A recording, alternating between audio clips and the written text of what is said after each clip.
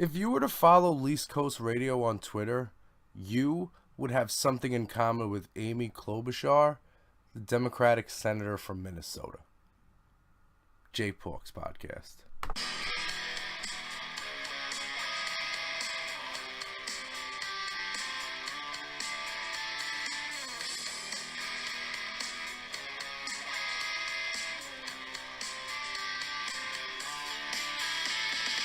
Hey yo! What is the word, people? Welcome back into another action-packed edition of the Jay Porks podcast. I am Jay Porks. With me on the other side of the glass, making sure this is a well-oiled podcast machine for the entirety of the 238 episodes we have been through. Growing in popularity, gaining Twitter followers. This person needs a bodyguard. Behind the glass, making sure there's a well-oiled podcast machine, the ever-popular nobody. Okay, we had a shorter intro this week. Not a shorter intro, but a shorter version of the song I was playing, because I don't want to get taken down for copyright infringement. And to be honest, if I get taken down for playing the Meat Puppets, I'm going to have an aneurysm, because I am literally employed by that band, and I literally have permission to play the song. I asked, it's cool. In fact, to be honest, I'm just going to give people a little peek behind the curtain here. Anybody that has contacted the Meat Puppets and asked if they can use their song for an intro or a preview or something, they've all been told, yeah, sure, fine, whatever. Like, nobody cares. Like, as long as there's no money being made from it that they ain't getting, we're all good. It's promotion. So that was Backwater. That might be the official song of the Jay Porks podcast. Until I find something else that, nobody owns. Because YouTube took me down last week, and that really, really messed up my flow. I'm trying to get you a podcast. I'm trying to get the podcast out on Sunday so you can see if you like that. Because if you do like that, that's what we're going to be doing on Patreon. You go to patreon.com/JPorks and get all the rest of the information on that. I promise there won't be any commercials about Patreon in this podcast. And, that is a lie. There's going to be at least 2. So you're going to have to deal with that. But just read, check it out. We got a special right now. I say special like I'm a department store, but all of the tiers are the lowest price they've ever been. And that's going to be an end of summer deal. A sort of back to school. Because you need schooling. Not you, but, people. People who are conservative. Who vote conservative. Who vote Trump. They need to be schooled. So we got a back to school special on that. They can become Least Coast Radioheads. They can get themselves some bonus content. They can get themselves some individual artwork mailed to them monthly. They can interact with me on a more personal level. They could slide in my DMs. Just become a Least Coast Radiohead. Patreon.com/JPorks. Okay. So later, in a little bit, I want to talk about Brett Kavanaugh. And that's more important than most of the stuff I'm talking about today, because the Supreme Court Justice appointment is a lifetime appointment. But what's the answer? How do we make it happen?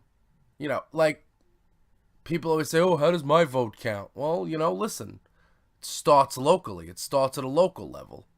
And we got 2 things happening locally for me that I'm going to mention. Now, first, I'm going to talk about Cuomo. America was never great. What's up with that? Listen, whether I get what he was trying to do, it didn't come off very well, but I'm also not going to sit here and say, oh, how dare he say that. How many years have there been equal rights? I mean, how far back do you want to go to make it great again? So he was taking a shot at Trump's saying, at Trump's rhetoric, because he thinks he's the 2020 candidate. That's what he thinks. Now, again, I am a liberal's liberal, So I'm the kind of guy that sees Andrew Cuomo and says, well, I've lived in a state that doesn't have recreational marijuana legalized yet, and Cuomo's been the governor, and he could have made that happen. So I say to myself, if he was to get to Washington, D.C., what would make him make that happen? Would he? No. So that's one thing right there that I'm not really, keen on him about. Now, Cynthia Nixon has pushed him further to the left, and I believe that if he has any 2020 aspirations, he needs to go further to the left. There is no more. The Clinton Democrats are over. The only reason the Obama got over by being a Clinton Democrat is because he was black. It's the only reason that happened. If he was a white guy and he was in the same line of the Clinton camp, Bernie Kratz, would have killed him in 2008. Whoever the Bernie Kratz were in 2008, they would have destroyed him. Low cutout, Clinton cutout, you kidding? There's no way. This centrist politics, I'm sorry, but all it's done over the past, 100 or so years is screw people on the left. That's all it's ever done.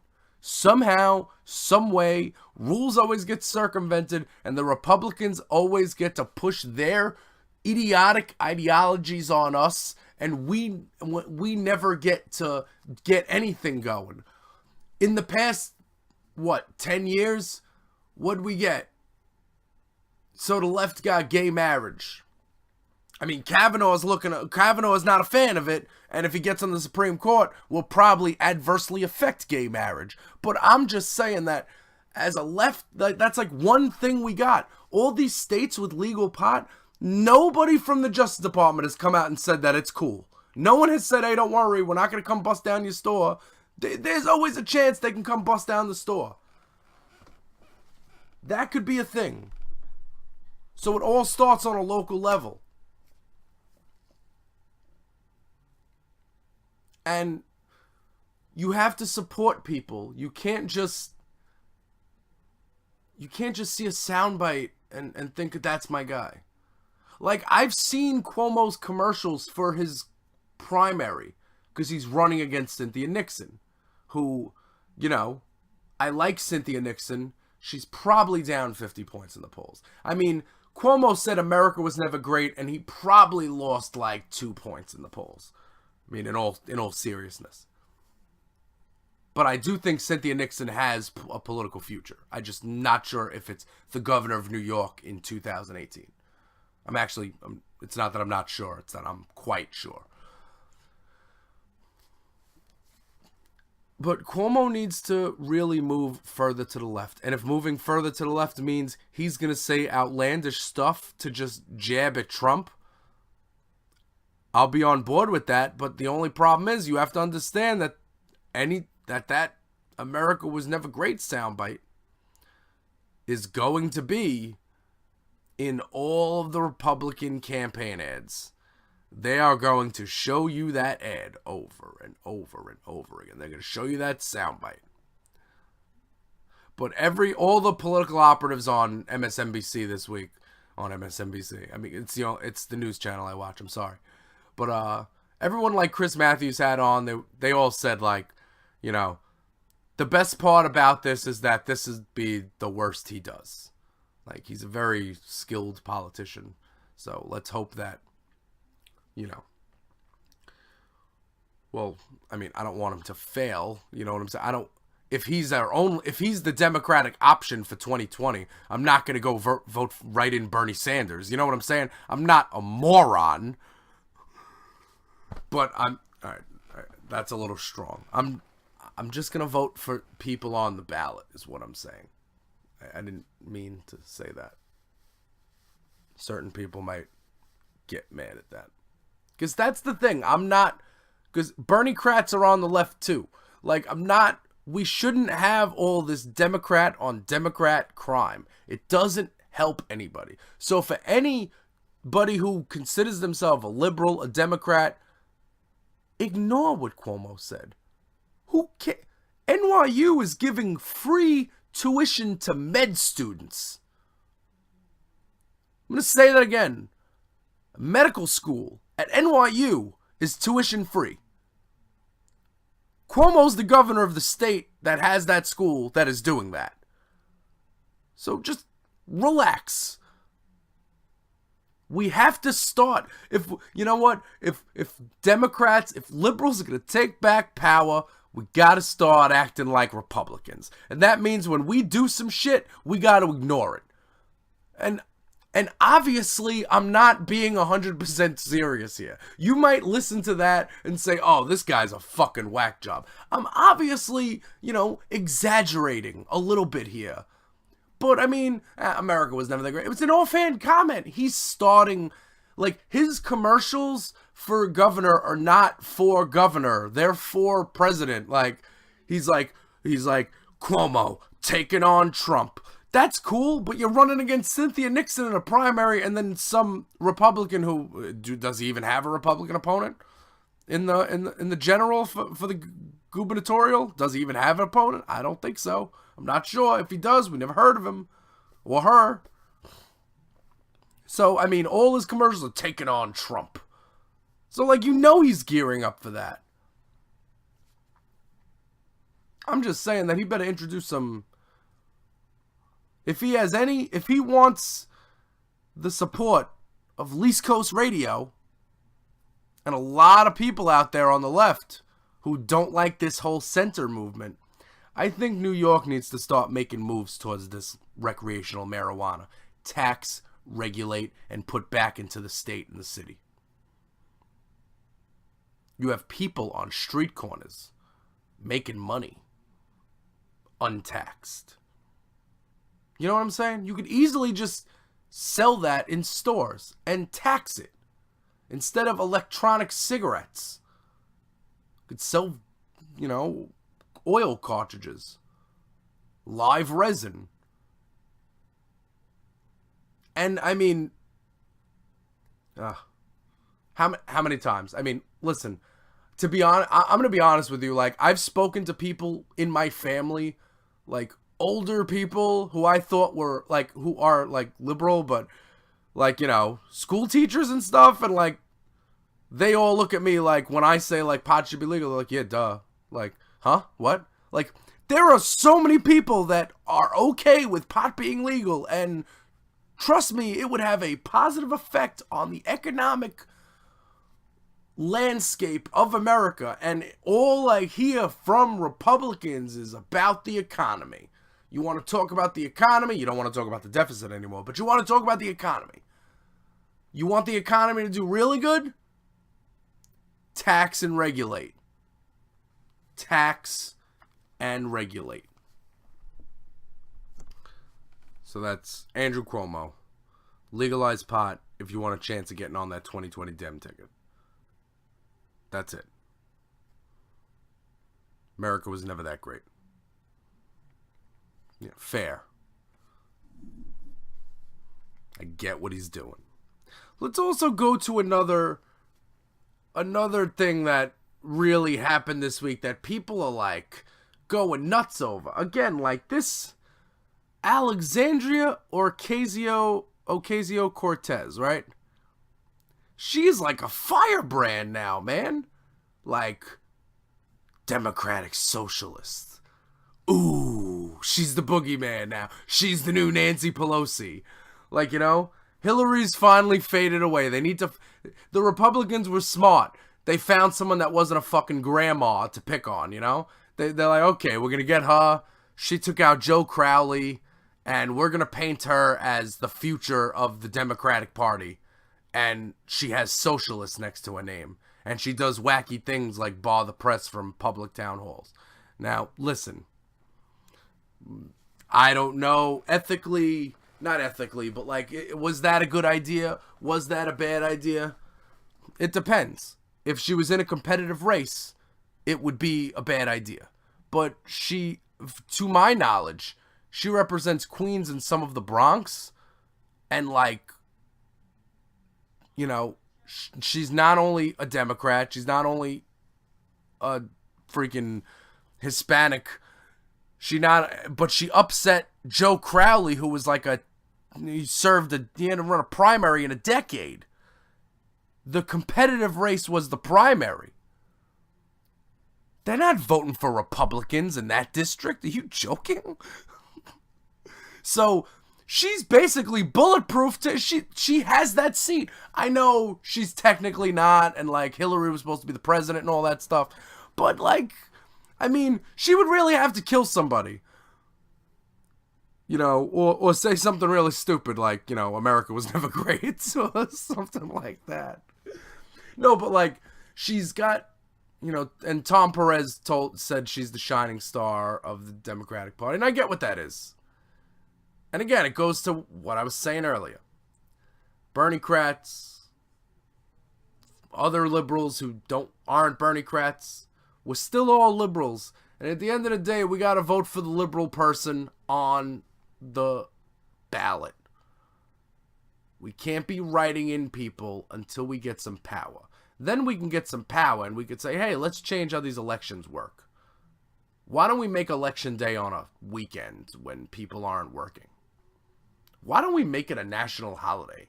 Why don't we make it mandatory? Why don't we give you $5 to vote? Maybe not directly give people cash, but maybe some sort of rebate thing. There needs to be a system, man. So, like, do you get, like, Connor Lamb and Alexandria Ocasio-Cortez? Like, they're the same party. You know, that's all you gotta worry. Doug Jones, these are all the same party. And these are three different people who have three different ideas, but not completely different ideas, just different visions of the same idea. And we have to get behind all Democrats. Because if we can get behind all Democrats and support all the Democrats and flip this House and maybe pick up a seat in the Senate, then we're going to have this whole checks and balances thing actually working out. Speaking of seats in the Senate,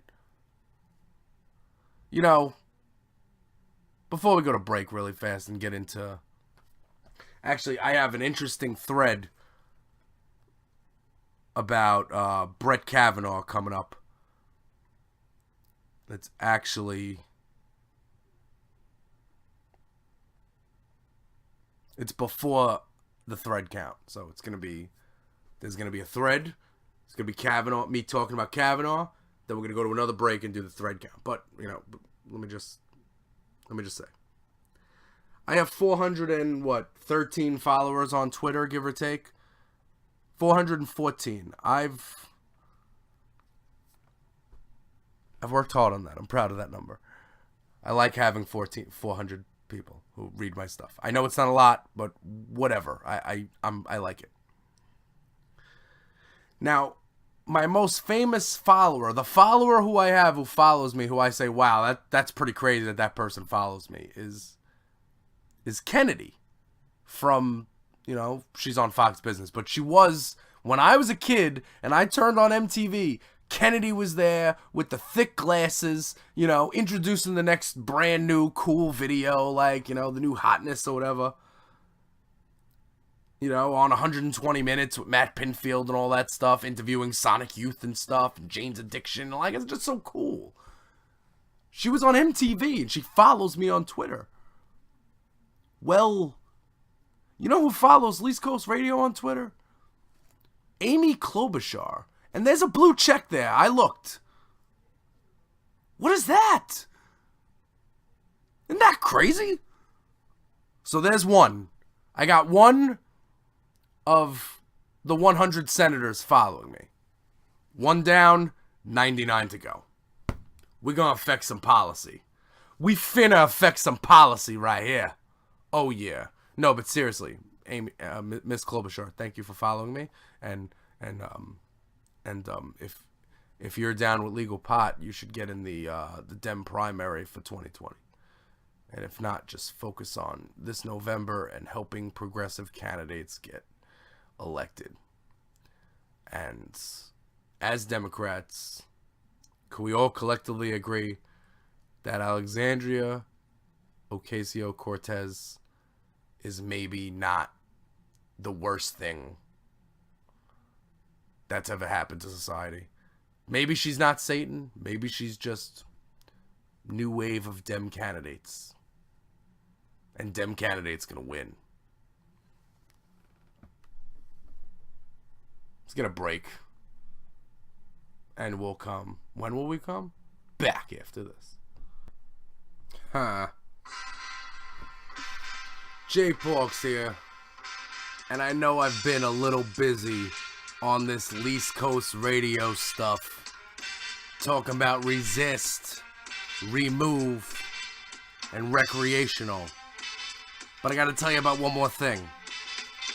You should be a East Coast Radiohead. That's right. And you can become a East Coast Radiohead just by going to patreon.com/JPorks and check out the offers we have there. There's a low tier, a middle tier, and a high tier. All of those get you bonus content, exclusive personalized artwork, and even a chance to interact with me on a personal level over the phone. We could talk about what's going on in this podcast. We could talk about how we are going to flip these seats blue in November.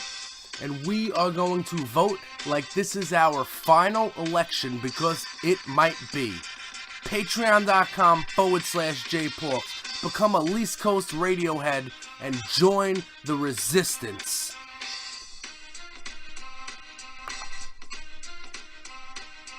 And we are back. This is gonna be a thread preceding the thread count. It is from Ben Wickler, and Ben Wickler is the Washington director of Move On. Move On is, they just sent me my sticker. I have an End Family Detention sticker that they just sent me. So, this is straight from him talking about Kavanaugh. So, let's get into it, folks. Let's talk about why this Brett Kavanaugh thing is not, it doesn't smell good. Doesn't smell good at all. And here's why. It appears that Kavanaugh lied to the Senate during his 2006 judicial confirmation hearings, even just going by the tiny fraction of documents that are publicly available. He said he knew nothing about Bush and torture rendition, but was emailed the talking points. Republican super lawyer Bill Burke, who simultaneously represents Steve Bannon, Rice Priebus, and Don McGahn in their dealings with the Russia probe, is also brokering access to Kavanaugh documents for the Senate. He is keeping a very tight lid on them. Grassley and Burke made a deal where, of the few papers that the Senate does receive, tons are labeled, quote, committee confidential, meaning the 79 senators that are not on the Judiciary Committee do not get to see them. Susan Collins, Lisa Murkowski, not on the committee.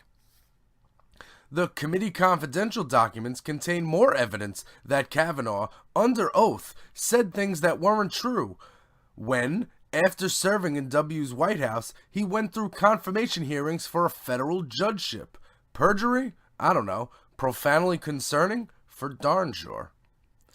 As Senators Feinstein, Leahy, and Durbin wrote to Grassley today, these are serious questions that could easily be addressed if we were given access to his records. But the National Archives practice is only respond to committee chairs like Grassley. Note, within even the subset of Kavanaugh records that Grassley has requested from the National Archives, many won't be ready until late October, potentially after the confirmation vote. The documents discussed in this thread are coming through Burke's separate process. Dems have filed a Freedom of Information Act requests to try and get the mountain of unreleased Kavanaugh documents. If that doesn't work, they announced today they'll file suit. If that doesn't work, GOP lawyer Bill Burke gets to decide what comes out. So to wrap it up, the GOP is going to elaborate lengths to hide Kavanaugh's papers. The few that have come out raise serious problems. If you follow Democratic senators on Twitter, you'll see the hashtags, why are they hiding? What are they hiding? And hashtag release the records over and over. This is why. Addendum.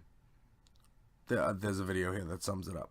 So if you want to help stop Kavanaugh, here's what you do. First, call your senators. All of them. All of them need more call volume. They think we're not paying attention. 202-224-3121. Then DM court to ResistBot, to @ResistBot. Then head to uniteforjustice2018.com and find your nearest protest on August 26th. Damn, am I on vacation for every good protest? There's a rolling wave of Stop Kavanaugh protests happening week to week. Get involved. But definitely mark your calendar for August 26th. That's the big bag. More than 100 demonstrations simultaneously nationwide. None near you? Register your own. uniteforjustice2018.org. What's the path to victory? Clearest one hasn't changed since the moment Kavanaugh was nominated. And this is Ben Wickler giving a speech. Here's my speech from that night outside the Supreme Court steps. It boils down to Collins and Murkowski. Mainers and Alaskans, your country needs you. If you're not a Mainer or Alaskan, though, don't think for a minute that your voice doesn't matter. We need noise and energy everywhere, so Dems know to unite and fight. Several are dangerously on the fence, and Republicans get nervous. That creates room for Collins and Merck. Collins and Merck sounds like a great, a duo, like a guitar-based, grungy duo. Collins and Merck. Opening for Rob Zombie. I don't know. In the fight against Kavanaugh, we shouldn't kid ourselves that victory is at hand, or even likely, but we also shouldn't give in to the cop-out of despair. Things can change fast in these fights. If something explosive comes to light, we want it to be the final exploding straw. In other words, the pressure now sets the stage for new revelations or hearing fireworks to actually matter. If there's no pressure beforehand, new stuff can't tip the balance. It's our job to push as far as possible, given today's conditions, so that tomorrow's could prove more decisive. And as you work on all of this, don't forget the stakes. Here's a little sprinkle of irony in the fact that it was Harriet Miers, the most recent failed Supreme Court nominee, who was the one who emailed the torture talking points to Kavanaugh 2 years before he said under oath that he knew nothing about that policy. And there was a comment there that said, how is that even allowed? So, alright, that was a little thread there. I know it's not thread count time yet, but we need to talk Kavanaugh. Like, Kavanaugh needs to be. Why, of all those documents, why are there documents being hidden? Why are things a secret? Here's the thing. I thought, now let's just go on like kayfabe terms here. I thought the right wing was the moral, the moral high ground, the churchgoers, Sunday school, family reunions. Everybody graduates the same high school, small little town, white picket fence. You can't just nominate a guy who didn't lie about not knowing about torture going on when he did. Like, where are the documents? Why are they not available to all 100 senators? Or, I don't know, there's 199, whatever. Why are they not available? What is there to hide? And if there is something to hide, I'm sorry, this is a lifetime appointment. And I'm sorry if, people want to fine-tooth comb this. We should be fine-tooth combing every circuit judge that gets appointed, let alone that. And Rachel Maddow said it. Rachel Maddow tweeted, she's like, this would normally, saying he didn't know about the torture, but he was emailed the talking points about torture. That's normally a dead end for a circuit court judge. For any judicial appointee, that's usually just, all right, that's it. We're done. Pack it up here. Let's get a new nominee. So what is the deal? There's only one. The only thing that makes me believe that it was Kavanaugh and not some other random crazy right-winger, like Could have been Newt Gingrich, for Christ's sake. Could have been anybody. Ted Cruz. I mean, it really could have been anybody. But Brett Kavanaugh, we don't really know him. He's not like a household name. But he also wrote an essay where he was answering a question, and he said on numerous occasions. And again, this is a guy that worked for the Ken Starr investigation. The Ken Starr investigation into Bill Clinton and Monica Lewinsky and the dress. After that, he said, the president really shouldn't be subpoenaed. President shouldn't be investigated. And he's open to overturning Roe. Yes, us who only talk politics and don't talk about anything else, we don't even say Roe v. Wade anymore. We just say Roe. It's just Roe.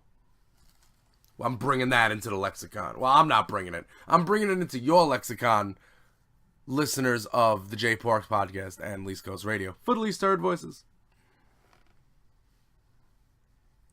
So, in your typical right-wing fashion, you could easily get a regular Republican. And I know this is the same thing people were saying in 2016 for a certain other important position.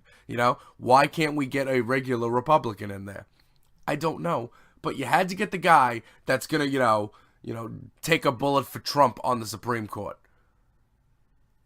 That's the guy you had to pick. And he needs to be rushed through because, impending blue wave, if that happens, then, to quote Devin Nunes, all this goes away. I'm still wondering what this is. Is this all those extra money in your wallet from those tax cuts that benefited the wealthy people and did not benefit anybody who actually needs it? You know what I'm saying? Brett Kavanaugh is not only ultimate right wing, he's also ultimate Trump wing.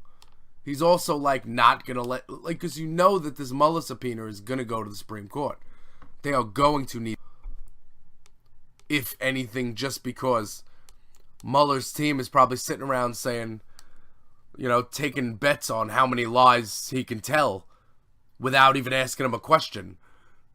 Just let him talk. You wouldn't even need... There needs to be no interview. What is this? Oh, Trump and Mueller's going to interview Trump. There doesn't need to be an interview. Just sit Trump down there. Let him talk. Go. I would just be like, so, what's up? And that would be it. And he would have perjured himself enough to go to prison. But listen, this Kavanaugh thing, we have to be loud about it. We have to be loud. We need to make the Democrats need to do any shady tactics that could be pulled out.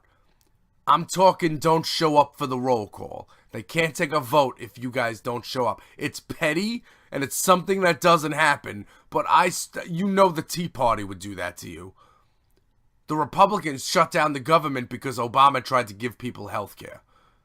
Think about that for a second. You know what I'm saying? The Democrats, I think, should be willing to shut down the government over Roe. We need to take a stand. Because if you don't stand for anything, if you don't stand for something, I guess you fall for anything. I don't know what cliche statement I was trying to say there, but I lost it midway. It's 3:30 in the morning. We're trying to get this out on Sunday, so if this doesn't come out on Sunday, I apologize to that. But again, we got to call everybody. Call people. Make sure that they know that they need to be calling their senators. And you have to understand, again, we don't need, because November, the Senate is not turning blue. That's not happening. So nobody, don't even dream that that's going to be a thing. Because it's not. But if the margin is 51-49, 51-48, all you need is 2 or 3 Republicans who are yo, screw this guy. And then that's it. That's what the Senate's about. I'm sorry. And I know that I'm a Democrat that doesn't like to reach towards the middle, but when you're one of those 100 people in the room, you can't have 50-50 swearing allegiance to, 50 swearing allegiance to this and 50 swearing allegiance to that. You could do 40-40 and have those other, 20 people converge and try to figure something out. You need to figure things out. I know the House is more difficult. There's more people there, more caucuses. But in the Senate, I don't know. I don't understand how anybody respectable could, like Mitch McConnell and all these people that, Mitch McConnell got up there and said that you can't elect a Supreme Court in an election year, and he's putting one up in an election year. Hypocrite much? Also, I mean, this thing, they got the hearing scheduled for September 4th.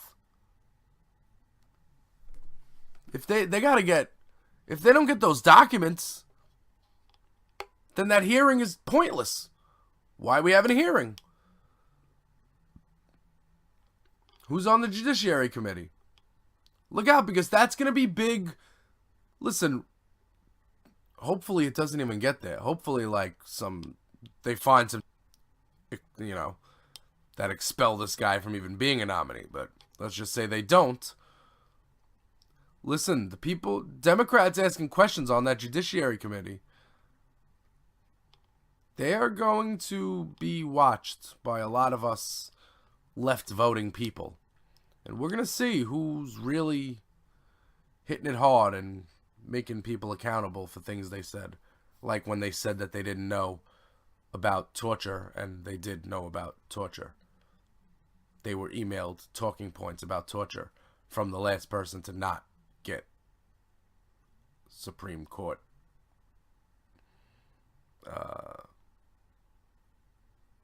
voted in. Confirmation. That's the word I was going for. Confirmation. All right. You want to breathe for a second? I'll put in a little commercial here. And then we'll come back after this. Hey, yo. J Porks here. Back to recording my own commercials. And here's the deal. You may have heard me complaining on today's podcast or a previous podcast about suffering through a summer of unemployment. Well, we have a fix for that, and it is called Patreon. That's right. East Coast Radio now has a Patreon page, and all you need to do is go to patreon.com/jporks, and there are 3 tiers that you can subscribe to, 3 tiers you can join to become a member of East Coast Radio, of the East Coast Radio community, of Porks Nation. You'll even have a chance to pick the name and all that stuff. And we are not offering just thank yous and shout outs. We got bonus content. There is even a tier where you are able to talk to me on the phone every week. And we will go over what is happening in our country. And you could personally talk to me, J Pork. Personal interactions. There's a tier where there's a group.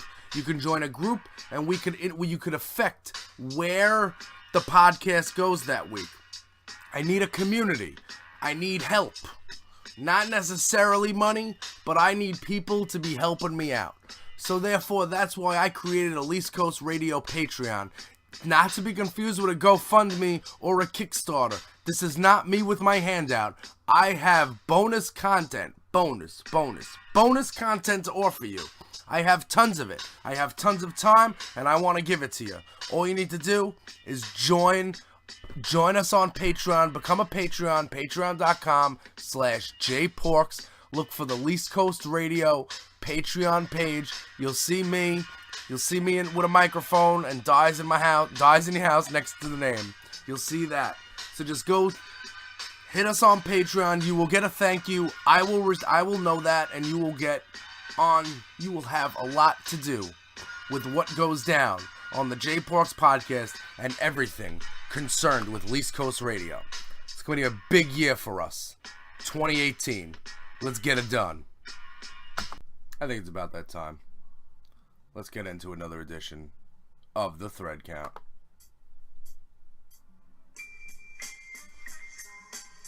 What it is, what it be.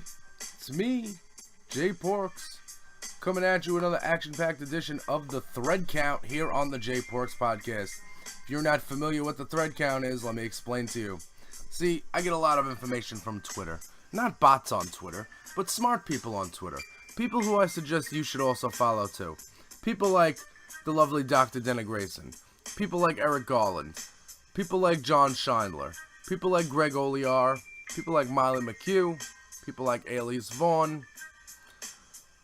And there's always some I'm forgetting. People like Spicy Files. People like Counter Checkist. There are people on the internet who know things. Who have either used to work in the intelligence community.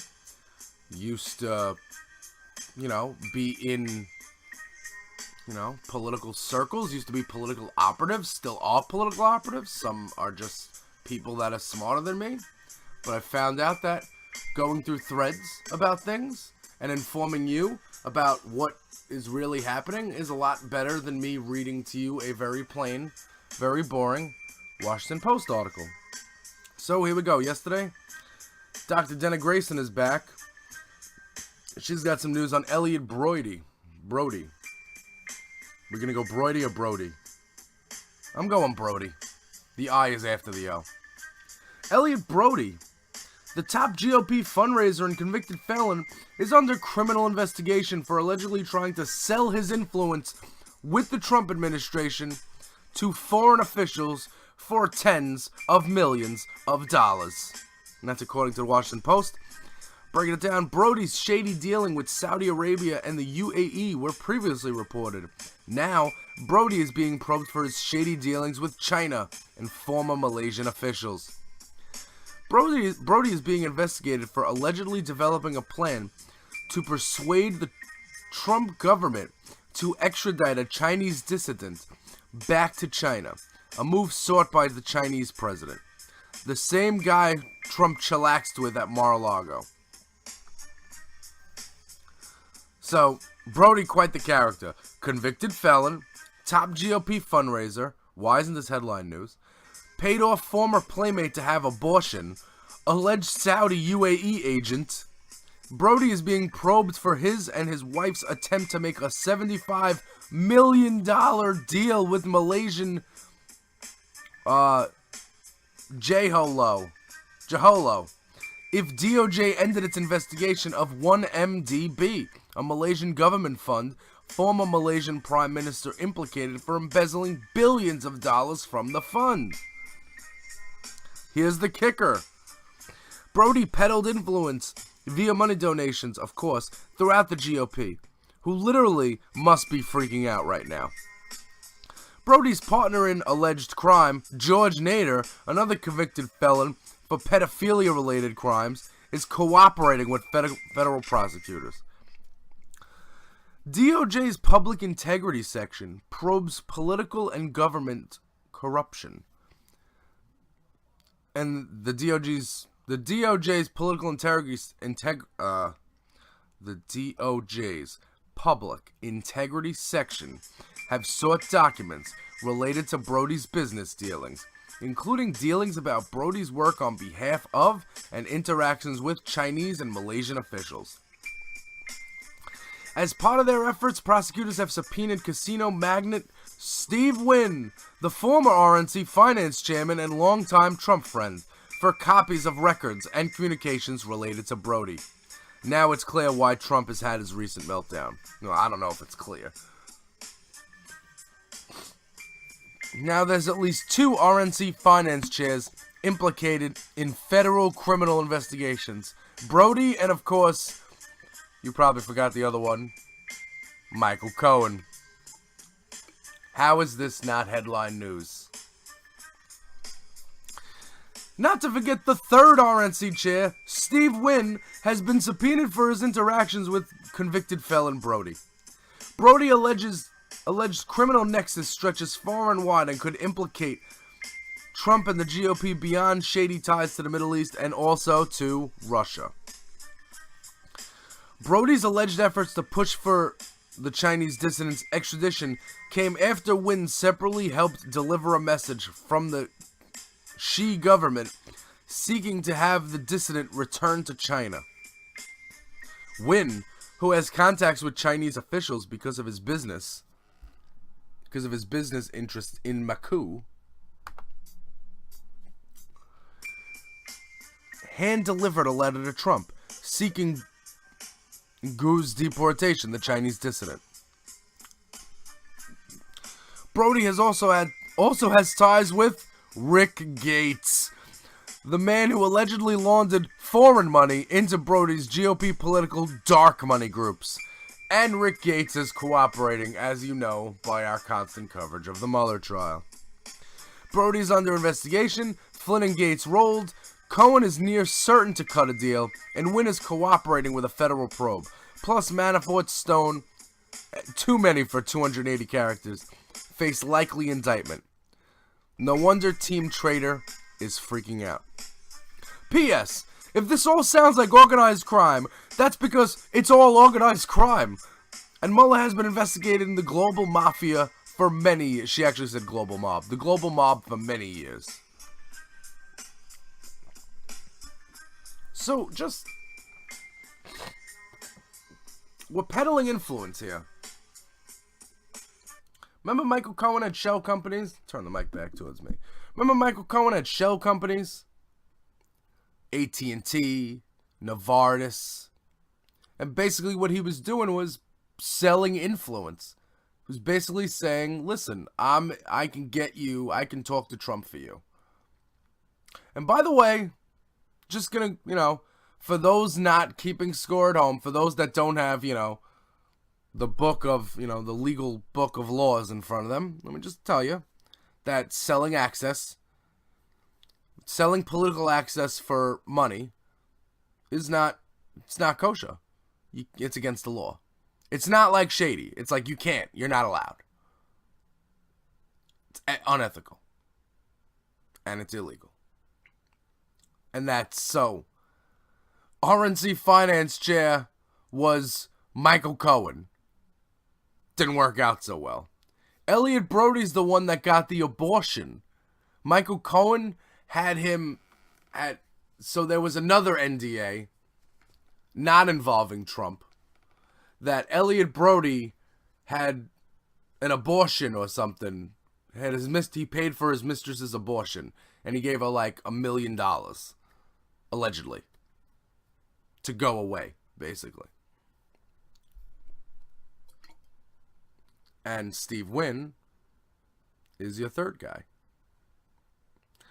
Who is running the money for the RNC right now? And can they maybe get someone who is not a criminal to do so? I mean, there's so much corruption, and I have another. I'm gonna get into mob ties because here's the thing. It's always been like, it's new. I mean, I might have said this last week on the podcast, but like it's New York. You know what I'm saying? So like, oh, you gotta get a building built. You grease someone's palms. You give someone some money under the table like that. Like that's not legal. But it's a thing that we've let happen for way too long. And that's why any restaurant I've worked at recently, I've only worked at like 2 restaurants. Well, I've only been a waiter and paying attention at restaurants for about 8 years of my life. The other restaurants I worked at, being the phone person or making pizzas at Pizza Hut or whatever, I didn't really care. They were owned by corporations. But the places I worked that were owned by like white guys, they hated things like permits, inspections, city regulations. This was like the worst that you could. They'd rather be, raped with a rusty fishing hook than have to, regulations. Oh, this is why you can't afford to own a business. Don't own a business. Never open up a restaurant. How do you think that is? Let's just say you're like, if you get an entry level position anywhere, let's just say it's Best Buy. Let's just say it's Target. What if the manager came up to you and said, listen, don't strive to be me. You don't want to be this. You don't want to move up in this because it sucks. That would be, you would think that that's odd, right? That wouldn't really build worker morale. Like, first of all, what is this thing where people think the waiter wants to open up a restaurant? Because I used to get this a lot. Like, I come to the table, I'm making $3 an hour, plus I'm trying to tell you jokes so you can tip me. How does that translate to me having hundreds of thousands of dollars to buy a restaurant? You know what I'm saying? My credit score's in the 400s. But that's the kind of people that dine out on Staten Island. People that, oh, why don't you buy a restaurant? What, you can't afford a restaurant?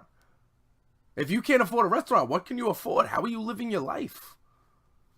You don't have just an extra $100,000 right now? Just to throw out? No, I don't. So the problem is that we've been ignoring the obvious, which is Trump's mob ties. Like, not a little obvious, not like, oh, maybe. This guy hangs out with guys called Jimmy No Socks and Tommy Two Necks. You know, I mean, really. I should have another thread here.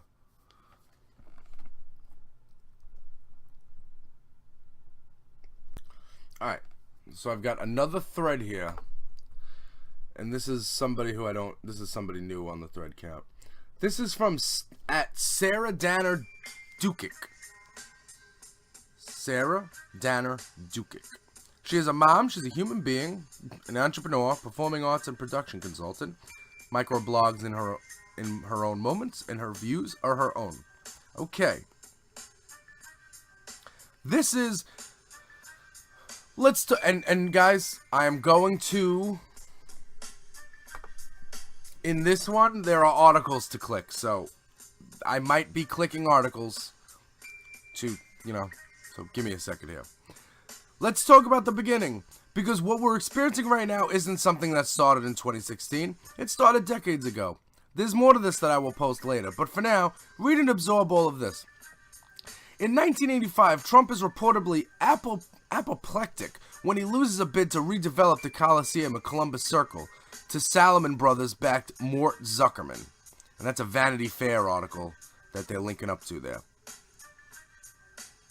And Trump had a proposal to redo the Coliseum at Columbus Circle. Then that was in 1985. 1986, Trump makes the rounds in the news, offering to negotiate with the blank. I'm just gonna. What kind of people do you think are the blank that I'm gonna leave it for you. Give you a couple of seconds. Boris and Natasha. Russia. Oh, did you get it? Yeah, it's Russia. It's Russia. 1986, Trump makes the rounds in the news, offering to negotiate with the Russians. That's also mentioned in the Vanity Fair article below. He also angles for a Soviet posting in the Reagan administration. And this is from Hollywood Reporter.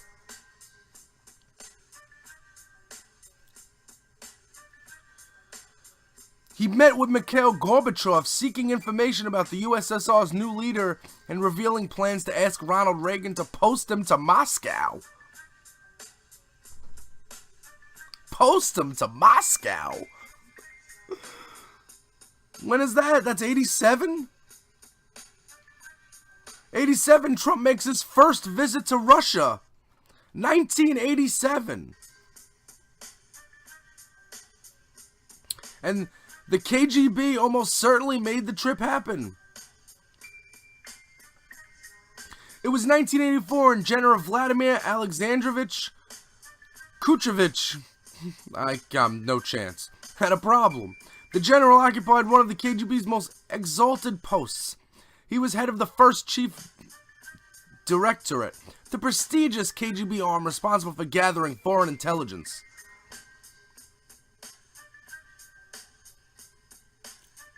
In politics, change was in the air. Soon a new man would arrive in the Kremlin, Mikhail Gorbachev. Gorbachev's policy of detent policy with the West, a refreshing contrast to the global confrontation of previous general securities, meant the directorate's work abroad was more important than ever.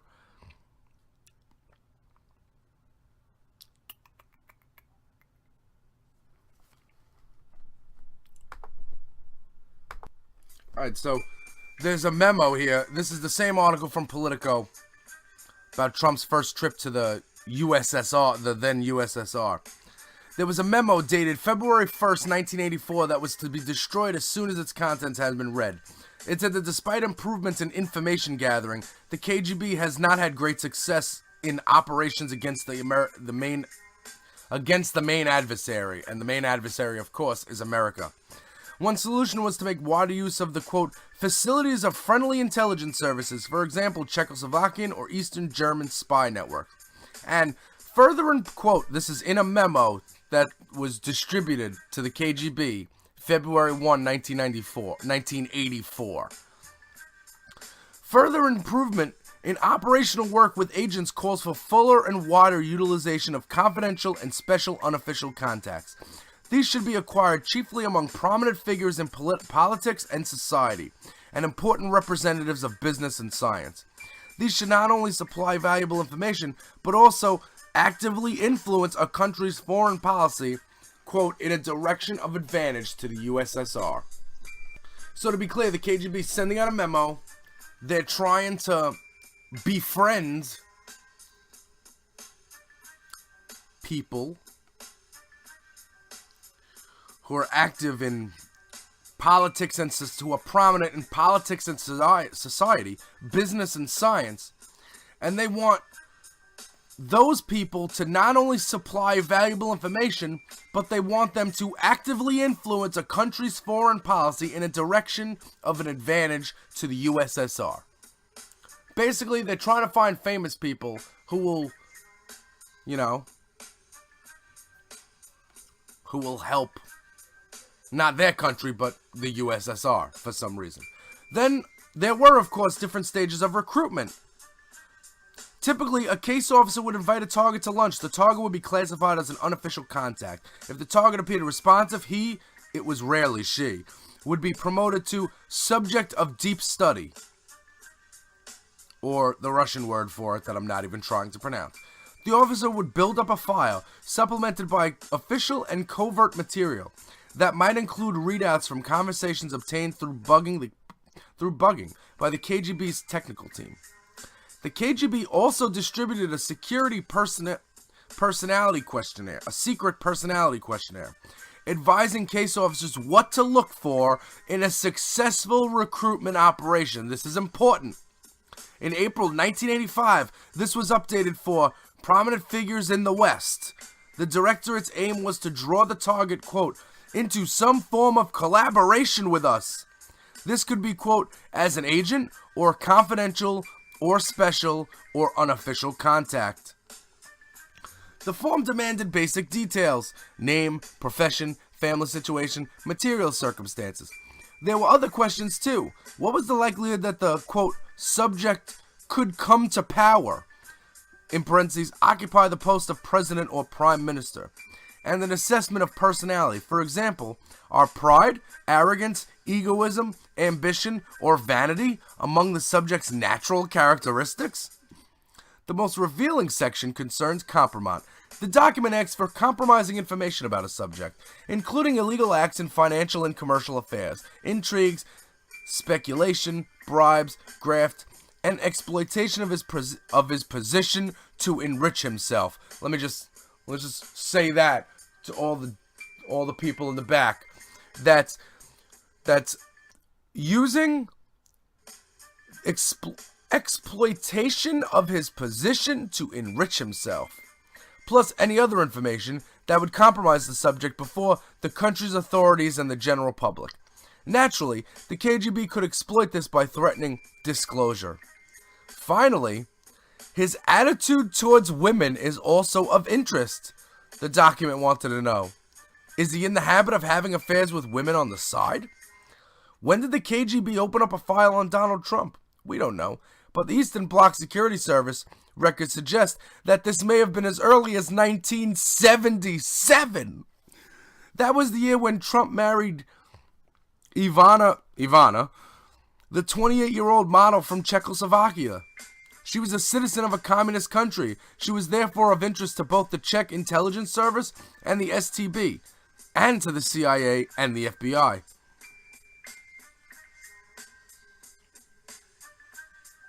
According to files in Prague declassified in 2016, Czech spies kept a close eye on the couple in Manhattan.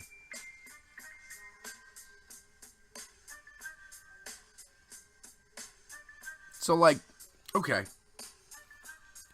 Continuing on there, that was Trump's first visit to Russia was in 1987. But it's quite possible that they had a file on him since 77. Because that's what Russians do. They look for people to influence, man. And when you say, if I said that to somebody on the street, they would think I'm crazy. This is what the Russians do. It's not, oh, collusion, it's so crazy. How can somebody come up with that crazy conspiracy theory? It's not a conspiracy theory. It's Russian active measures. It's what they do. It's what they've been doing. It doesn't hurt them to do it. They do it in a way. It's not like if they fail, oh man, damn, they've been failing. They only succeeded once. They only needed to succeed once.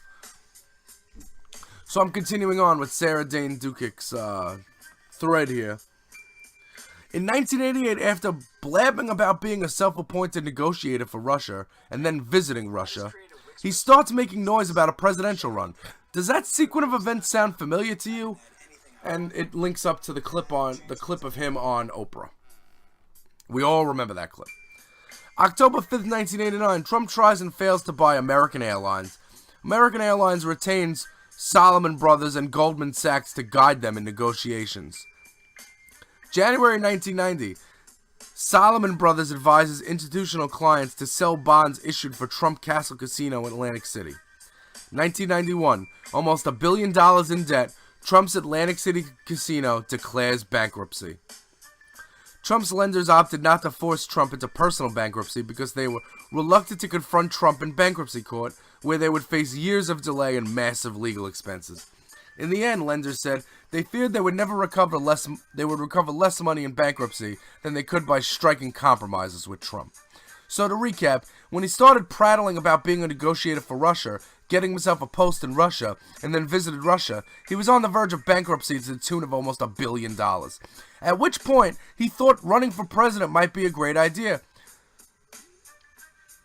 P.S. Keep in mind that taking out massive loans against a false representation of your worth is a money laundering technique. See Manafort trial.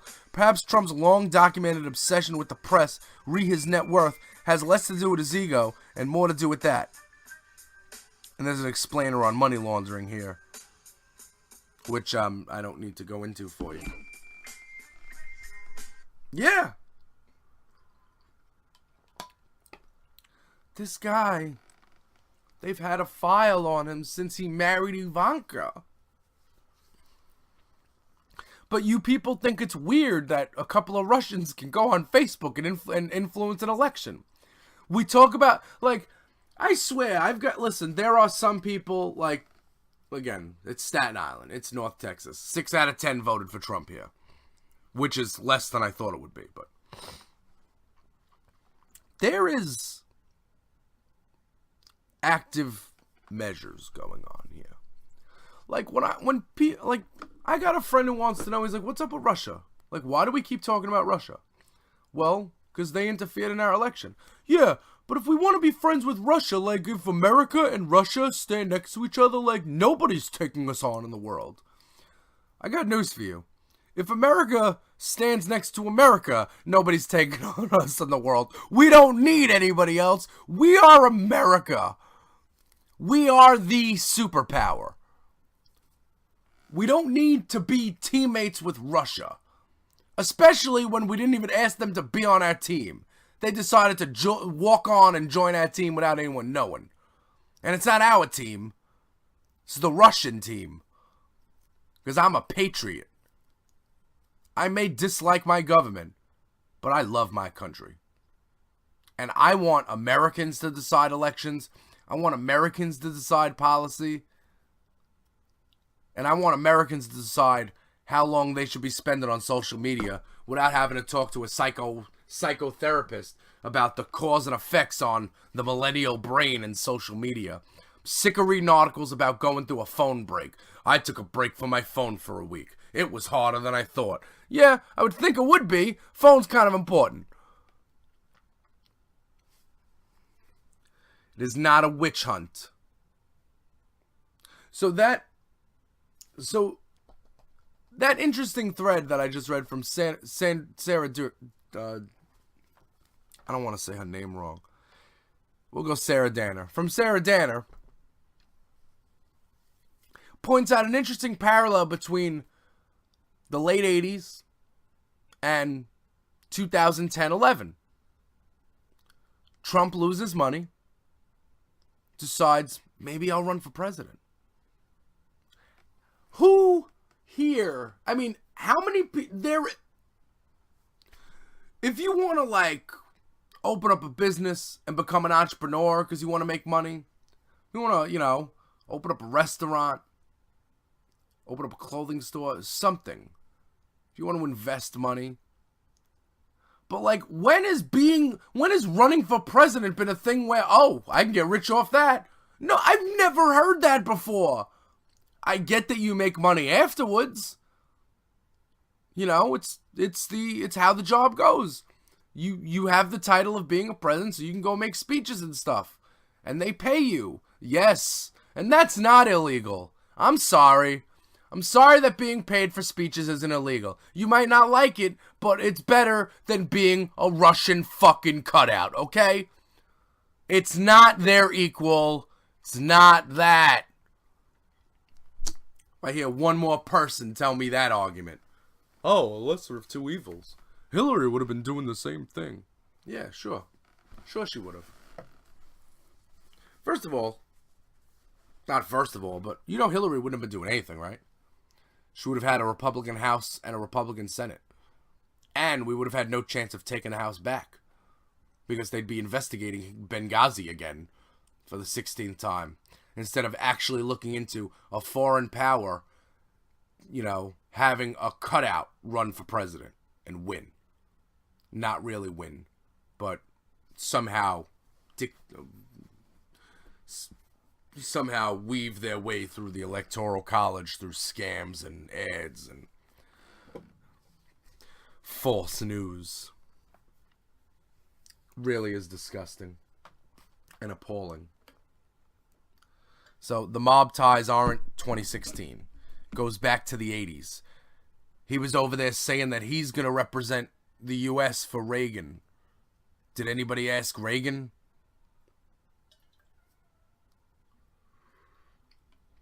Speaking of Reagan, did I say how much I love Ronald Reagan's son being an MSNBC contributor? He is the best.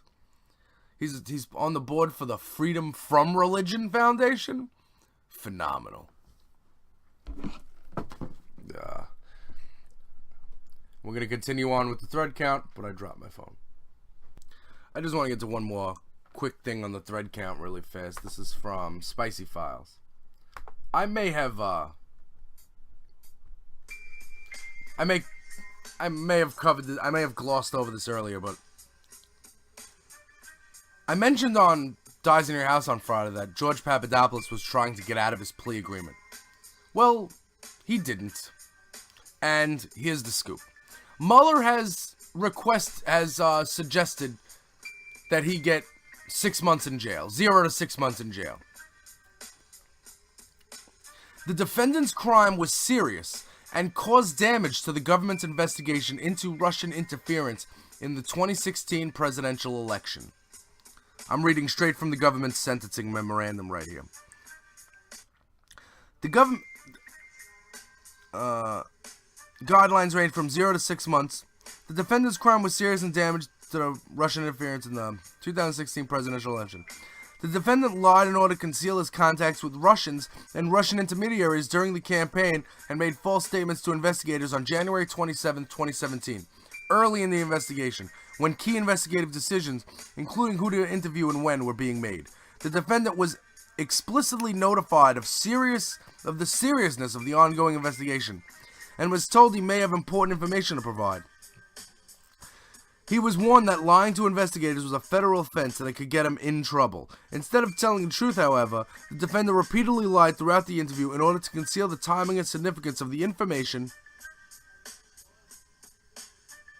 the defendant had regarding Russian possessing dirt on Hillary Clinton, as well as his own outreach to Russia on behalf of the campaign. The defendant's false statements were intended to harm the investigation, and did so.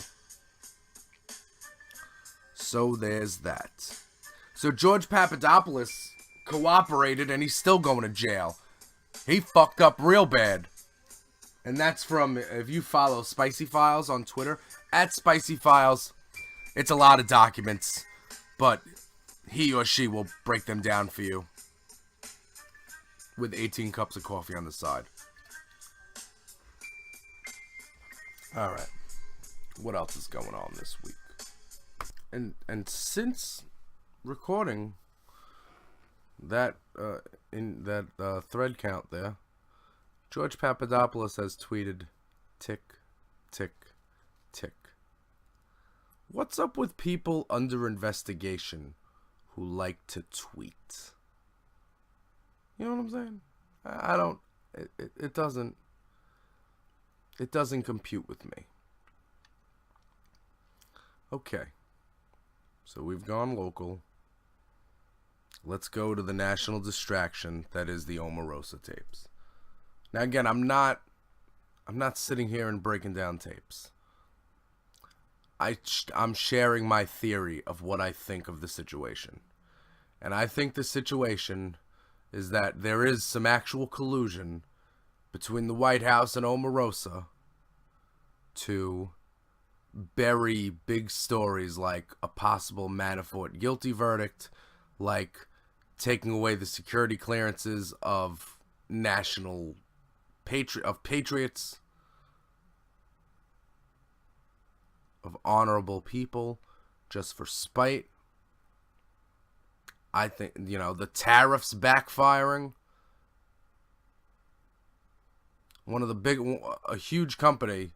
A big company that's like run by this major GOP donor sent out an email to all their employees saying, the tariffs are hurting us, so you're getting less work, or something like that. I don't have the papers in front of me, but these tariffs ain't working out. Tax cut, not really. So I don't see where, when you stop that person on the street, in like Iowa at the Iowa State Fair, and they're like, Trump is making it great again. He's really doing a good job with this country. He's really getting it done. He's getting everything done. Those obstructionist Democrats, if they don't get out of the way and let Trump pave the wall to the future, then we're never gonna stay white again. Like, I don't understand it. Like, excuse me, sir, do you make less money? Yeah, I'm making a couple of less dollars now, but you know what? I'm paying for Trump. I'm paying for the freedom. I'm paying for the freedom that the Mexicans and the Islamics took away from me. And the jihadists coming here and gonna institute Shahira law here in Nebraska. We only have Cornhusker law in Nebraska. Excuse me, sir, nobody is actually trying to bring Shahira law there. I don't know what you're talking about. I heard Tucker Carlson talking about it on Fox News, so it has to be true. Like, the people they run into, with the wingding, it's just insane. And the guy, the guy's name is escaping me now. The guy on MSNBC who's interviewing people, like, on the boardwalk. And, like, these two old ladies. And, like, yeah, we like Trump. Well, isn't he a misogynist pig? Well, I think people are a little too sensitive nowadays. Back in the day, a man patted you on the butt, and that was like him saying he loves you and he wants to marry you. Now, you can't even hold hands in public. I mean, really. It's right. Like, the anti-intellectualism, and this is a Bill Hicks line from 1988. do you notice a certain anti-intellectualism going around in this country? Yes, I do. The only problem is that that was a line from 1988. We should have seen this. There was no smart people around. We have Omarosa on TV 5 times a day.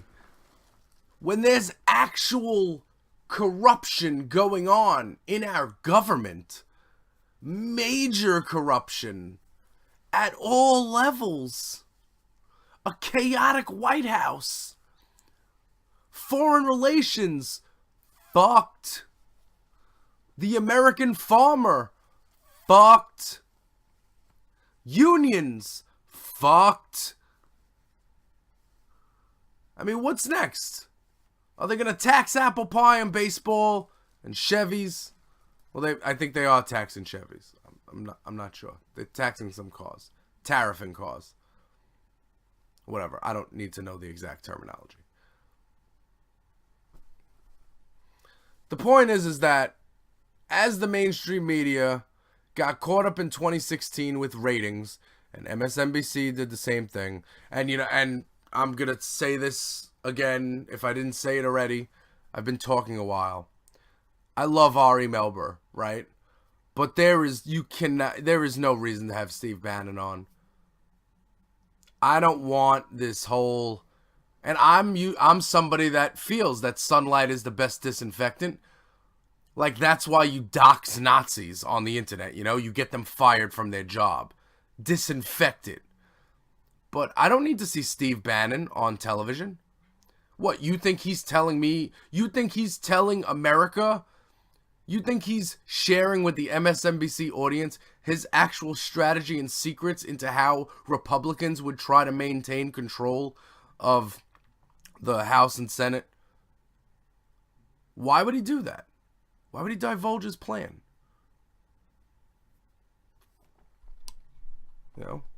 He came off, he said the Time's Up movement is a big reckoning. Yeah, it's a big problem for Republicans.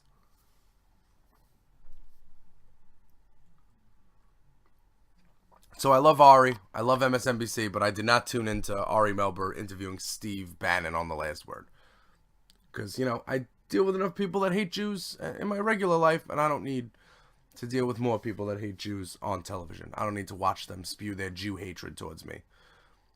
But I love MSNBC, and but the problem is that they, along with every other cable news station equally, besides Fox News, which went to enormous factions, but they normalized Trump. They showed his rallies, and they, because the train wreck, it's like a car accident. You can't look away, right? So you're watching this guy destroy his candidacy, destroy his political career, but it didn't end. You know what I'm saying? So then we've had a couple of years, and they're doing it slowly. I mean, listen, I watch Morning Joe, and they rail on Trump all the time, and I know people are going to say, oh, well, Jay, who do you think gave Trump the platform to blah, blah, blah, blah. I get it. I get it. Joe's a Republican. They were friends. They might still be friends. But right now, when I turn on Morning Joe in the morning in 2018, they're not normalizing Trump. They're making sure that you know that this is not normal. And they're having guests on that make sure you know this is not normal. They got Rick Wilson on. Best-selling author, by the way. New York Times, #1. Crazy. Author of the book, Everything Trump Touches Dies. They have him on. They had to institute the 7-second delay. It's probably the first time they had to do that since Lawrence O'Donnell went off on that former George Bush staffer. Put into YouTube Lawrence O'Donnell meltdowns. You're welcome. Somebody get the hammer. No, I'm not going to do it for you. You have to watch it yourself. And,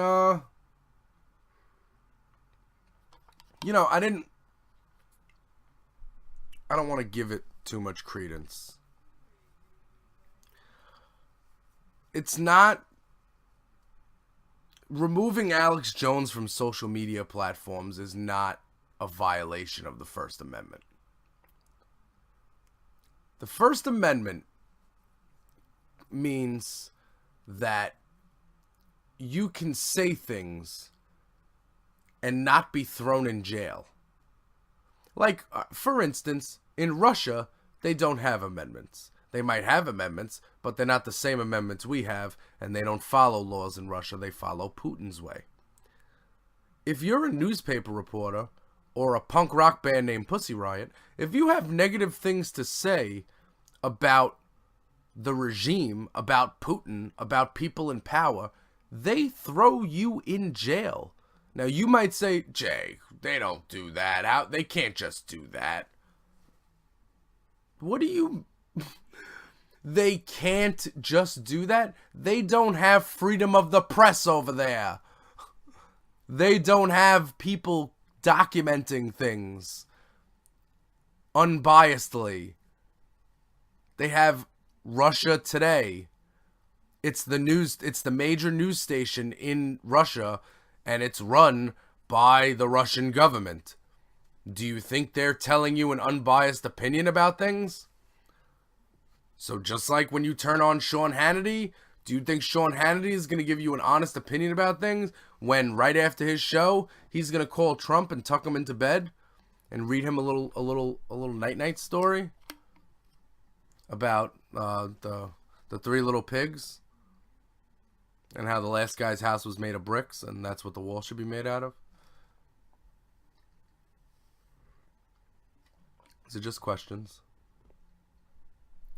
So when you have news organizations that are propaganda arms of a regime, any news that comes that's not from that place, they shut you up. And this isn't like some crazy, wacky, conspiracy theory. This is what happens in Russia. This is why this is why Russia's not building a wall to keep out immigrants. Do you know what I'm saying? Like, immigrants aren't immigrating to Russia. And it's not because it's cold. That's not the only reason. And for all, you see Vladimir Putin riding a bear, you see him playing hockey, see him with his mean face. They're like the 60th economy in the world or something like that. They are a nothing. Nothing. I just want,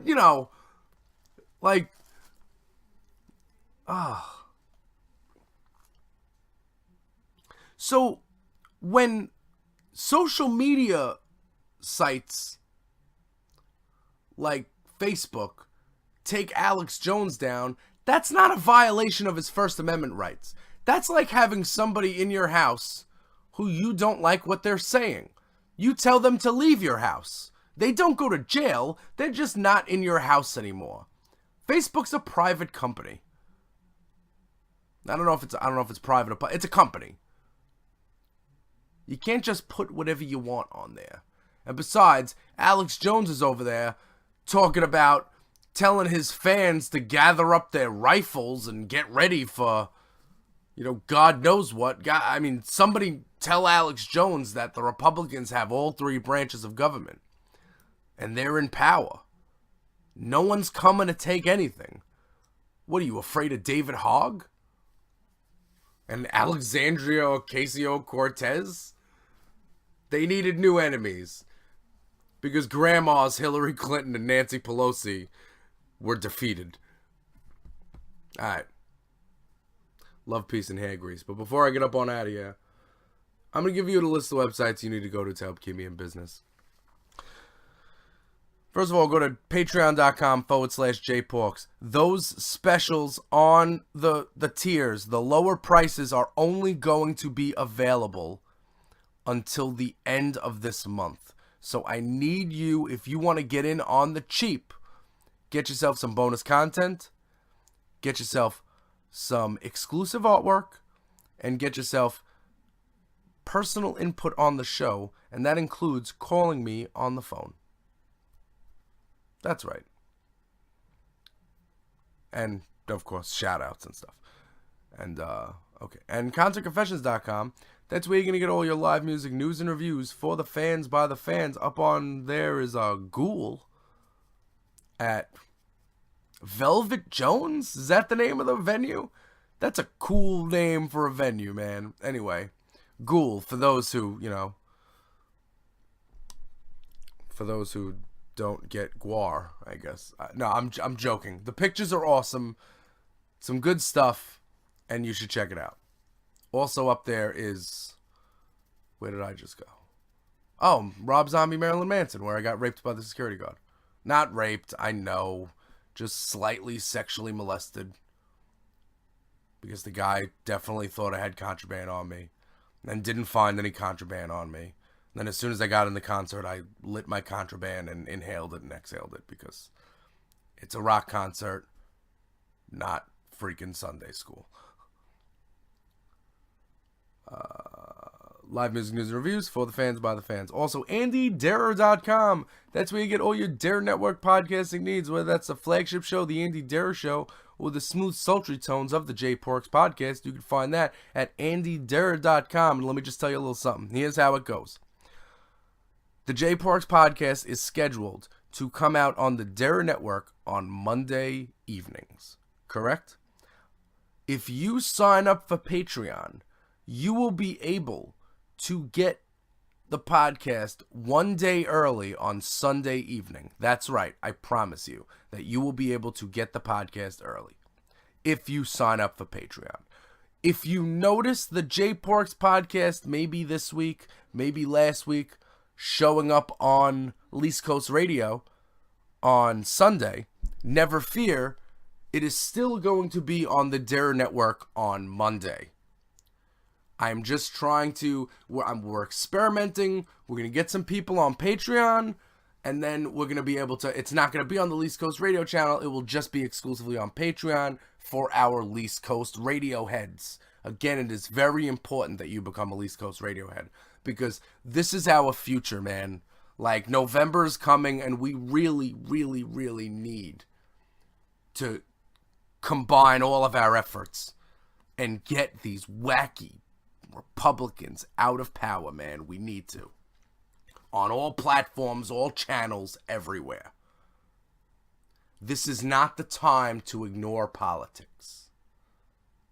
This is not the time. Where was I? ChristinaRocks.com. Segue. ChristinaRocks.com. Hang the DJ. Every Sunday morning, she's got a throwback alternative show. And, Christina can have a show on East Coast Radio whenever she wants, but I don't know. She didn't slide back in my DMs to that reply. I don't know. Tweet at her at Christina Rocks. And listen to her show and follow her so you can find her. Go to Hang the DJ, ChristinaRocks.com. No H in Christina. What's the other thing I do here? Oh, yeah, AndyQuiet.com. Whatever there's music headlines, and I got one for you. Fish, curveball, canceled. Dun, dun, dun.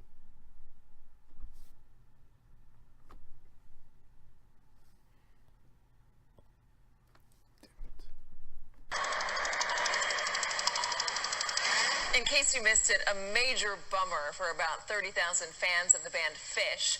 They were supposed to be sharing in the groove right now in Watkins Glen, New York, for the band's 3-day concert festival called Curveball. Instead, the whole festival split open and melt. There was a terrible storm, a divided sky, and the wind blew high. And by the time the storm was gone, the health department said there wasn't enough clean water for the show. The last thing anyone wanted was to come down with disease. Do you believe that? Some water in the sky makes water on Earth undrinkable.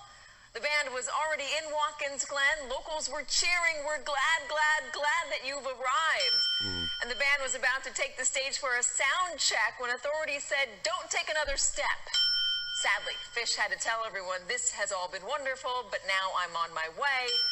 There are probably fans holding out hope that this horrible situation is corrected, but remember, you don't get a refund if you overpray. For those fans who suddenly have nothing to do this weekend, here's a suggestion. Let's go out to dinner and see a movie. That is 11 fish references in 1 minute and 15 seconds on a politics cable news station. So Katie Turner must be really good at her job to not get fired. Because if I owned a business and some kid came in with a fish shirt on and started talking split open and melt, I gotta tell you, he'd get less hours.